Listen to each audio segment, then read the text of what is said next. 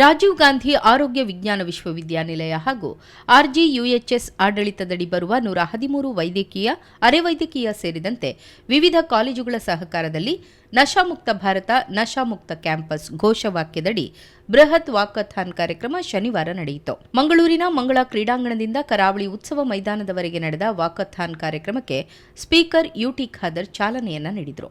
ಬಳಿಕ ನಡೆದ ಸಭಾ ಕಾರ್ಯಕ್ರಮದಲ್ಲಿ ಮಾತನಾಡಿದ ಸ್ಪೀಕರ್ ಯುಟಿ ಖಾದರ್ ಅವರು, ಯುವ ಜನತೆಯ ಭವಿಷ್ಯ ಹಾಳು ಮಾಡುತ್ತಿರುವ ಮಾದಕ ವ್ಯಸನದ ನಶಾದಿಂದ, ಕ್ಯಾಂಪಸ್ ಮತ್ತು ಮನಸ್ಸುಗಳನ್ನು ಕೆಡಿಸುತ್ತಿರುವ ದ್ವೇಷದಿಂದ ಸಮಾಜ ಮುಕ್ತವಾದರೆ ದೇಶ ನಂಬರ್ 1 ಆಗೋದರಲ್ಲಿ ಸಂಶಯವಿಲ್ಲ. ಈ ಕಾರ್ಯಕ್ರಮ ನಿಜಕ್ಕೂ ಶ್ಲಾಘನೀಯ ಎಂದರು. ಉದ್ದೇಶ ಇಟ್ಟುಕೊಂಡು ಇವತ್ತು ಒಂದು ದಿನದ ಒಂದು ವಾಕಥಾನ್ ಮಾತ್ರ ಅದು ಇಲ್ಲಿಗೆ ಮುಗಿಬಾರದು. ನೀವು ಎಲ್ಲೆಲ್ಲಿ ಹೋಗ್ತೀರಾ, ಎಲ್ಲೆಲ್ಲಿ ಕಲಿತೀರಾ, ಎಲ್ಲೆಲ್ಲಿ ಕೆಲಸ ಮಾಡ್ತೀರಾ, you all should be the ambassador of these two programs in everywhere you go. ಎಲ್ಲೆಲ್ಲಿ ಹೋಗ್ತೀರಿ ಈ ಒಂದು ಕಾರ್ಯಕ್ರಮ ದೊಡ್ಡ ರಾಯಭಾರಿಯಾಗಿದ್ದ ಮುಂದೆ ಹೋಗೋದು ಅವಕಾಶ ಆಗ್ಬೇಕಂತ ಹೇಳಲಿಕ್ಕೆ ನಾನು ಇವತ್ತು ಬಯಸ್ತೇನೆ. ಇದು ಎರಡು ಕೂಡ ನಮ್ಮ ದೇಶಕ್ಕೆ ಇವತ್ತು ಅತಿ ಅಗತ್ಯವಾಗಿರುವಂಥದ್ದು. ಆದ ಕಾರಣ ಅದರ ಜೊತೆ ಇನ್ನೊಂದು ತಾವು ಇವತ್ತು ಸೇರಿಸಬೇಕಾಗ್ತದೆ. ನಶಮುಕ್ತ ಮತ್ತು ದ್ವೇಷ ಮುಕ್ತ ಮಾತ್ರ ಇವತ್ತು ವಿಶ್ವದಲ್ಲಿ 1ನೇ ಸ್ಥಾನಕ್ಕೆ ಬರಲಿಕ್ಕೆ ಆಗ್ತದೆ. ಆರೋಗ್ಯ ಮತ್ತು ಕುಟುಂಬ ಕಲ್ಯಾಣ ಸಚಿವ ದಿನೇಶ್ ಗುಂಡೂರಾವ್ ಮಾತನಾಡಿ, ಯೌವನ ಎಂಬ ಪ್ರಮುಖ ಘಟ್ಟದಲ್ಲಿ ಮದ್ಯ, ಮಾದಕ ದ್ರವ್ಯಗಳಿಗೆ ಬಲಿಯಾಗದಿದ್ರೆ ಜೀವನದಲ್ಲಿ ಯಶಸ್ಸು ಸಾಧ್ಯ. ಯಾರೂ ಈ ದುಶ್ಚಟಗಳಿಗೆ ಬಲಿಯಾಗದೆ ಆರೋಗ್ಯವಂತ ಸಮಾಜ ನಿರ್ಮಿಸಲು ಕೈಜೋಡಿಸಬೇಕು. ಅಂಗಾಂಗ ದಾನದಲ್ಲಿ ಕರ್ನಾಟಕ 3ನೇ ಸ್ಥಾನದಲ್ಲಿದ್ದು ಪ್ರಥಮ ಸ್ಥಾನಕ್ಕೆ ಬರಲು ಸಂಕಲ್ಪ ಮಾಡಬೇಕು ಎಂದರು. Organ donors. That is the first duty that all of you should do, because that is a duty, because you are part of such an important field as it is, and you know how it can help people, how it can save people's life. For your information today, in terms of now digitally also you can pledge your organs, and in the country today Karnataka is at the 3rd position in organ donation after Maharashtra and Rajasthan. We are the 3rd position, and if all of you start pledging your organs, we will reach the 1st position. ಸಂಸದ captain Brijesh Chowta ಮಾತನಾಡಿ, drugs ವಿರುದ್ಧ ಜಾಗೃತಿ ಮತ್ತು ಅಂಗಾಂಗ ದಾನದ ಜಾಗೃತಿ ಮೂಡಿಸುವುದು ಅರ್ಥಪೂರ್ಣ ಕಾರ್ಯಕ್ರಮ.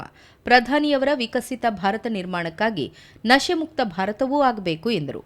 ಈ ಕಾರ್ಯಕ್ರಮದಲ್ಲಿ ಪಾಲ್ಗೊಂಡಿರುವಂತಹ ಎಲ್ಲ ವಿದ್ಯಾಸಂಸ್ಥೆಯ ಪ್ರಮುಖರು, ವಿದ್ಯಾರ್ಥಿ ಸ್ನೇಹಿತರಿಗೂ ವಿಶೇಷವಾಗಿ ಧನ್ಯವಾದಗಳನ್ನು ಸಲ್ಲಿಸ್ತಾ, ನಮ್ಮೆಲ್ಲರ ಹೆಮ್ಮೆಯ ಪ್ರಧಾನಮಂತ್ರಿ ಆದಂಥ ನರೇಂದ್ರ ಮೋದಿ ಅವರು ಒಂದು ವಿಕಸಿತ ಭಾರತವನ್ನು ನಿರ್ಮಾಣ ಮಾಡುವಂತಹ ಸಂಕಲ್ಪವನ್ನು ಕೈಗೊಂಡಿದ್ದಾರೆ. ಆ ಸಂಕಲ್ಪ ಈ ನಶಾಮುಕ್ತ ಭಾರತದ ಮುಖಾಂತರ, ಒಂದು ಸಶಕ್ತ ಭಾರತದ ಮುಖಾಂತರ ಮತ್ತು ಒಂದು ಆರೋಗ್ಯವಂತ ಭಾರತದ ಮುಖಾಂತರ ಮಾತ್ರ ಸಾಧ್ಯ ಇದೆ ಅನ್ನೋದನ್ನು ಅರ್ಥ ಮಾಡಿಕೊಂಡು ಈ ಕಾರ್ಯಕ್ರಮವನ್ನು ಆಯೋಜನೆಯಲ್ಲಿ ಸಹಕಾರವನ್ನು ನೀಡಿದಂಥ doctor Shivasharan Shetty, doctor Sharan Shetty, doctor Iftikar ಅವರಿಗೂ ನಾನು ಈ ಸಂದರ್ಭದಲ್ಲಿ ಧನ್ಯವಾದಗಳನ್ನು ಸಲ್ಲಿಸ್ತಾ, ಶಾಸಕ ಡಾಕ್ಟರ್ ವೈ ಭರತ್ ಶೆಟ್ಟಿ, ವಿಧಾನ ಪರಿಷತ್ ಸದಸ್ಯ ಮಂಜುನಾಥ ಭಂಡಾರಿ, ಮೆಸ್ಕಾಂ ಅಧ್ಯಕ್ಷ Harish Kumar, doctor Shantaram Shetty, doctor Bhaskar Shetty, doctor Ravishankar Shetty, doctor U K Monu, ಖ್ಯಾತ ಸಂಗೀತ ನಿರ್ದೇಶಕ Gurukiran, police commissioner Sudhir Kumar Reddy, DCP Mithun H N, ACP K Ravishankar, Kanachur ಶಿಕ್ಷಣ ಸಂಸ್ಥೆಗಳ ಅಧ್ಯಕ್ಷ ಯುಕೆ ಮೋನು, ತೇಜಸ್ವಿನಿ ಕಾಲೇಜು ಅಧ್ಯಕ್ಷ ಡಾಕ್ಟರ್ ಶಾಂತರಾಮ್ ಶೆಟ್ಟಿ,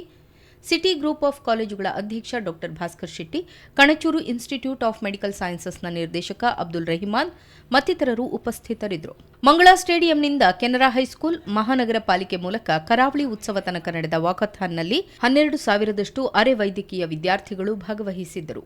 ರಾಜ್ಯ allied and health care council ಅಧ್ಯಕ್ಷ ಡಾಕ್ಟರ್ ಯುಟಿ ಇಫ್ತಿಕರ್, ವಿಶ್ವವಿದ್ಯಾನಿಲಯ ಸಿಂಡಿಕೇಟ್ ಸದಸ್ಯ, ನಮ್ಮ ಟಿವಿ ಆಡಳಿತ ನಿರ್ದೇಶಕ ಡಾಕ್ಟರ್ ಶಿವಶರಣ್ ಶೆಟ್ಟಿ, ಸೆನೆಟ್ ಸದಸ್ಯ ಪ್ರೊಫೆಸರ್ ವೈಶಾಲಿ ಶ್ರೀಜಿತ್, ಮಾಜಿ ಸೆನೆಟ್ ಸದಸ್ಯ ಡಾಕ್ಟರ್ ಶರಣ್ ಶೆಟ್ಟಿ ಮತ್ತಿತರರು ಪಾಲ್ಗೊಂಡಿದ್ದರು.